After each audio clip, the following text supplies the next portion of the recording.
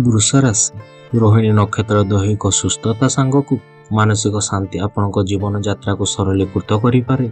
शिल्प वाणिज्य यात्रा जानवाहन दुकान बाड़ी सभा समिति आपण मैंने उपकृत हेबे। परिवार एमिति केतेक कथा घटी पारे जहाँकि अंतर्दाह आपण को सृष्टि करें।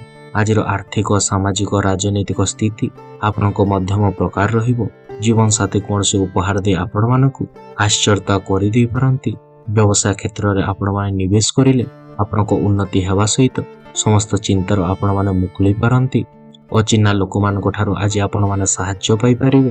पुरातन जिनिस गहना उपरे आपण निवेश कले बहुत लाभ एवं आपणकर उन्नति हेई पारे।